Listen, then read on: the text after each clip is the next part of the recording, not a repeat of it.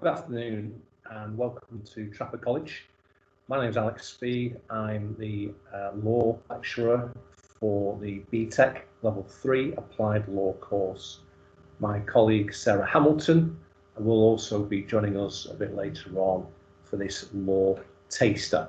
So if you have logged on, that means that you're interested in doing applied law and business with us at Trafford College. That's great news. It's a great, exciting course. Law is exciting, and I'm very enthused by law. I've been a lawyer for a good number of years. I'm a qualified solicitor. I also work part-time as a judge as well.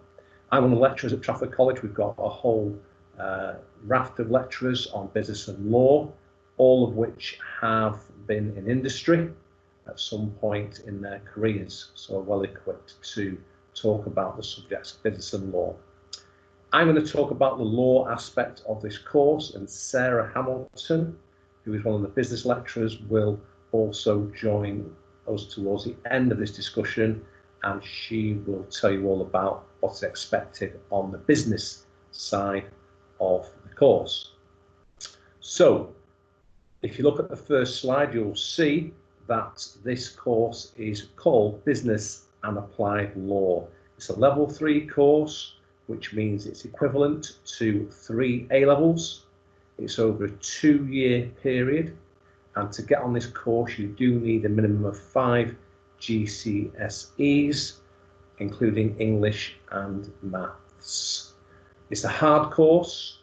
Do not think for 1 minute that BTEC is easy. It is not easy, and this year in particular the specification has changed, which means that you, if you join the course, will be expected to provide assignments in terms of written work on your own, but also there are controlled assessments which will be taking place in both the law and business subjects.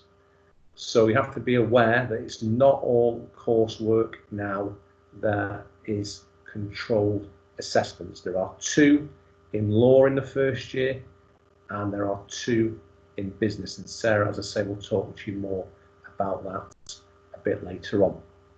The course is a 2-year course, and it's a full-time course, so you're expected to be in college at least 3 or 4 days a week. It depends on the situation with regard to the current pandemic, but at the moment the course is due to run on a full-time basis. That means that although you might not be in college, you will be expected to work on your own, in your own time, doing assignments and reading around the subject of both business and law. So, what does law do? What's it all about? In our applied law, we have 4 units that we cover in the first year. Those are on the slide. So Unit 1 is all about dispute solving in the civil law. Unit 2 is about criminal law and the legal system. Unit 3 is how we actually apply the law. And then we have to do 1 optional unit in the first year, which we have chosen will be aspects of family law. Sarah will talk to you about the business subjects on the next slideshow. So these 4 units, 2 of them have to be assessed internally. In other words, they are a controlled assessment. That is very similar to an exam, but the difference is that with law you will have a scenario-based question, and that scenario will be given to you a week before the exam by me, and you can prepare for the controlled assessment knowing exactly what's going to be coming on the actual day. So it's not a completely blind exam, it's a controlled assessment where you can also take in some notes as well. Let's just talk in more detail about what each of these units cover. So in civil law, which we're going to look at in a minute, we talk about things like, who do you sue if something goes wrong? So if you're walking down the road and you get run over by a car on a pelican crossing, you were clearly in the right, the car was in the wrong. Who do you sue for that? And how do we, as lawyers, establish fault? So fault is negligence. Negligence has to be established before any compensation can be obtained. So in Unit 1, we talk a lot about these aspects of tort. That's T-O-R-T, it's tort law. And we also talk about how the law has developed and how we get to laws in the UK. In other words, how are they made? Are they made through Parliament? Can they be made through judges, etc.? So we look at all that. We also, in Unit 1, think about how we can fund our legal cases. So if your intention is to become a solicitor or a barrister or a paralegal or legal executive, you want to get paid for the work you do. So not everybody can afford to come to you who's got money. You have to think about how you can help those people and how you can get paid for your work. Because at the end of the day, they're going to be paying for your expertise. So you need to be properly equipped to know the law and to also help out these clients and individuals that come to you. We then talk about, on Unit 1, different types of damages. So in tort law, there's different things that you can claim, compensation being the main one, but there's other things as well. So we talk about that, and we talk about real life cases. We also tend to visit at least the Manchester County Court and the Manchester Criminal Courts on 1 or 2 occasions throughout the year, including the Magistrates Court as well. And we also have a programme which I run called Think Law. That's in addition to your studies. So Think Law basically is where we have speakers that come and talk to you about what it's like to be a real live barrister, solicitor, legal executive, etc. These are all people who are currently dealing with different cases, and they will come and speak to you as a group, and we can discuss how the actual mechanism, day-to-day work of a lawyer does actually occur. So it's quite a practically based subject. It is applied law, which means that it's law that you're going to be able to use if you want to become a barrister, solicitor, etc. So that's Unit 1. Unit 1, there is a exam, controlled assessment, and that will either be in September or January. And as I said to you before, you will know what the controlled assessment is going to be on, and you'll have time to prepare that. So if you are nervous about exams and you're thinking, I'm doing BTEC because I don't want to do exams, it is not correct to say that they are true exams. They are controlled assessments. That means that you're in a room and that the computers, etc., are all set up by BTEC, and the papers are marked by BTEC, not by us at Trafford. Okay, so that's Unit 1. Unit 2 then deals with criminal law in some detail. So as you know, or hopefully you know if you're coming on to do law, there are 2 types of main law in the UK, civil law, criminal law. So in Unit 2, that talks about things like how we find people guilty.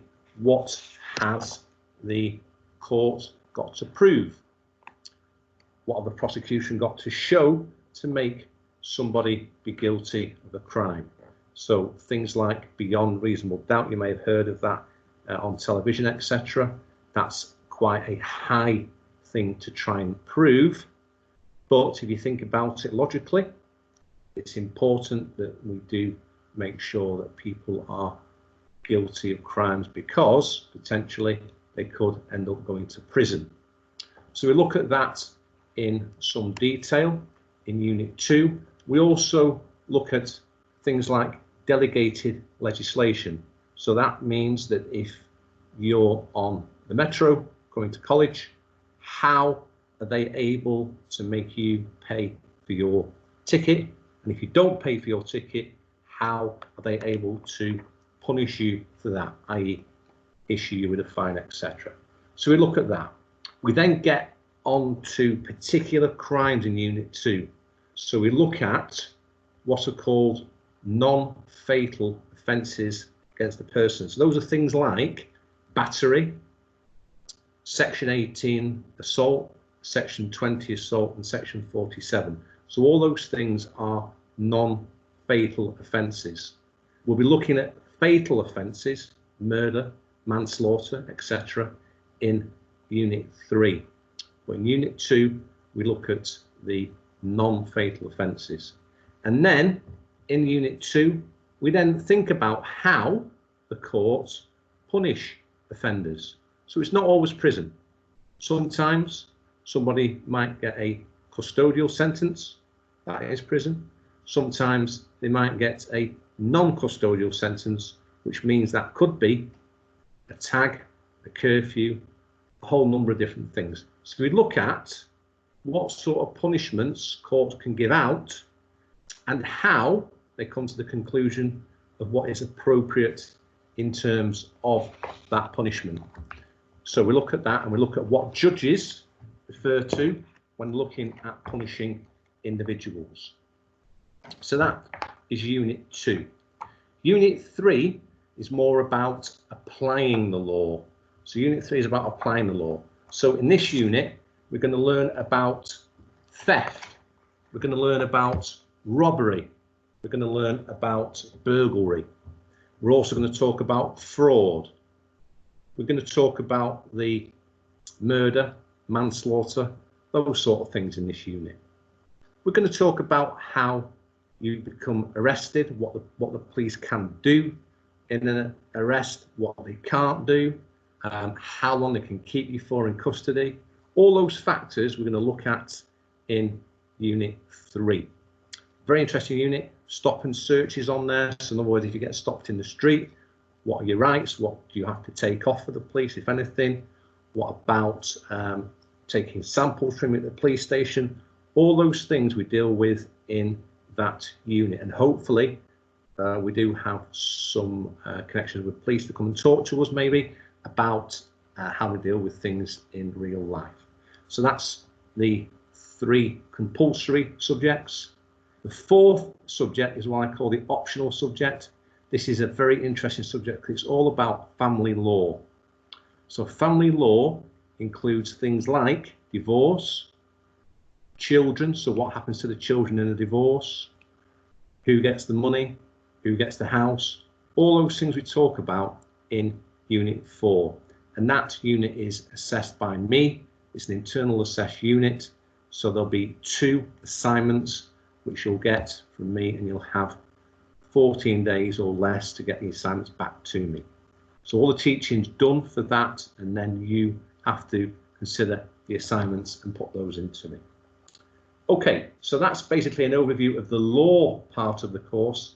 As I say, my colleague Sarah Hamilton will talk about the business side of the course, but this is a business course with a law pathway. It's not all law, so there are aspects of business which you have to do as well. Most of my students do tend to go on to become some type of lawyer. Some do go into business, but most are doing the course because they want to become a lawyer of some respect. So that could be a paralegal, that could be a solicitor, that could be a legal executive, that could be a barrister. There's all different jobs that you can do with regard to a law background. They're very transferable, the skills. So it's a good course.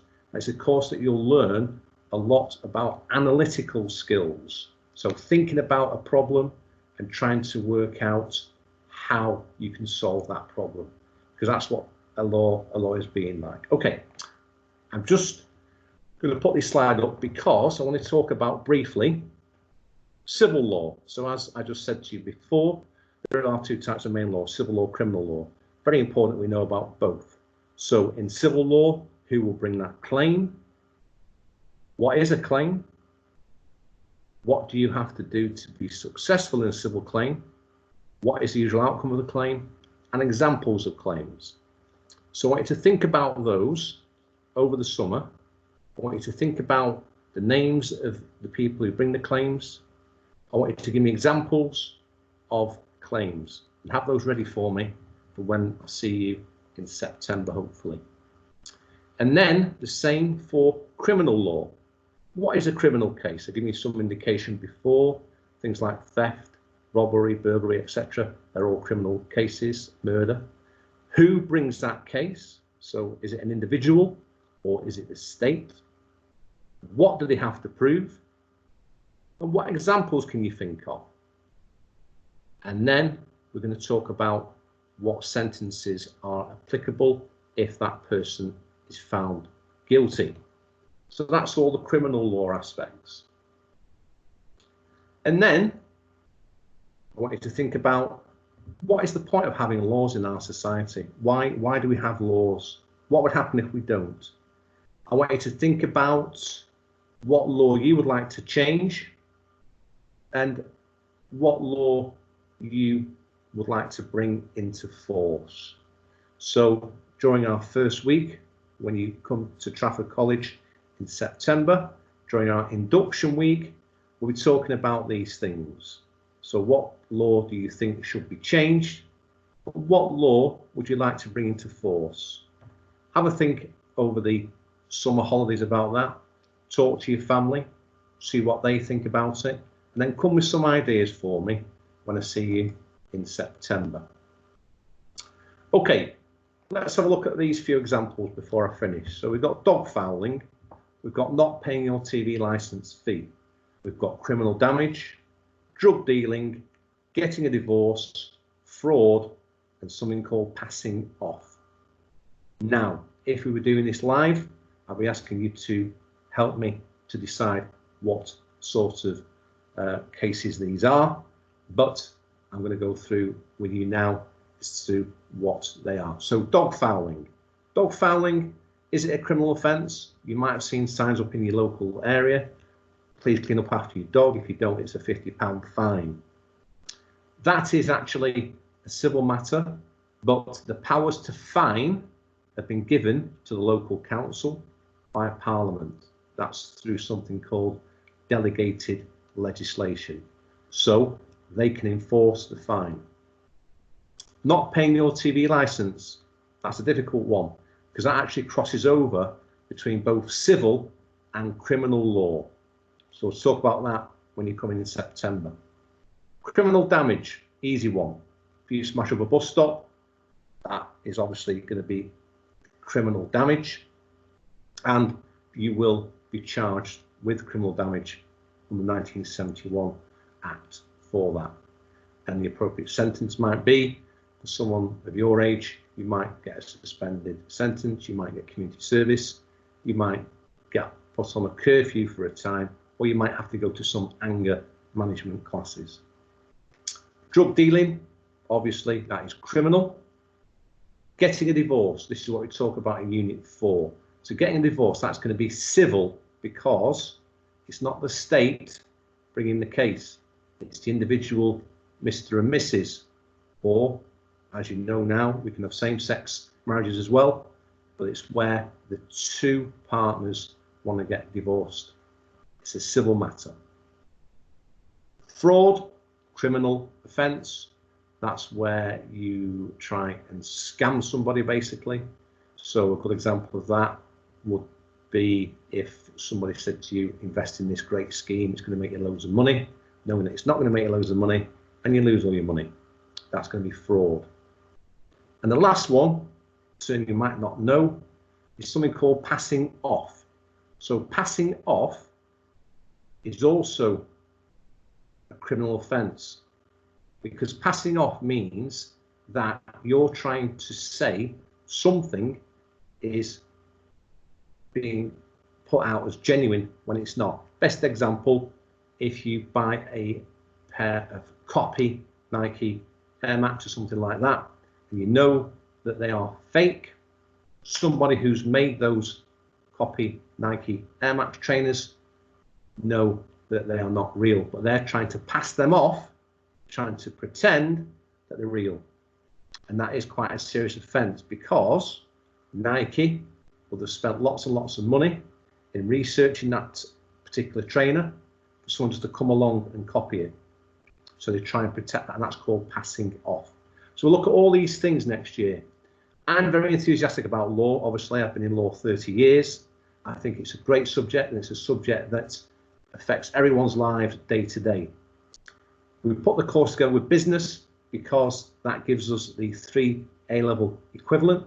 And if you think that BTEC is any different now to A-level, you'd be probably wrong, because the UCAS system, so if you're going to go to university, the UCAS points that you can get from your BTEC are the same as you get in an A-level. So there are some differences. This is more of a vocational course. In other words, it's more practical. It's not lots and lots of learning, cases, etc. Although there are some cases to learn, that's true, but there's not the whole raft of cases you need to learn and then write loads and loads of essays. We do lots of practical things in the year. As I said to you, we go to court, we get different speakers in, we might visit different areas of the law. Lots of our students go on for work experience in different law firms. We have tie-ins with different law firms that come in and talk to us, and they offer work experience as well. We also have close ties to the University of Law. So if any of you are thinking about going on to university after Trafford College, we have all that support as well. Okay, that's all from me.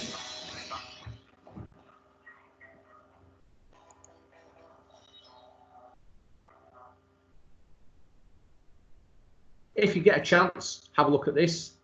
It's called You Be the Judge. There's some cases on that you could look at. There's a case on criminal damage. There's a case on drug dealing. You have a look at that over summer, and we'll do some exercises in September when we see you then. That's going to be all from me. So if you have any questions about the applied law portion of this course, please email me directly. The email's up on that slide, alex.speed@tcg.ac.uk. Have a great summer. I look forward to welcoming you to the applied law in September. My colleague Sarah Hamilton is now going to take over and give you an overview of the business portion of the course. Thanks for logging in today, and I hope to see you all in September.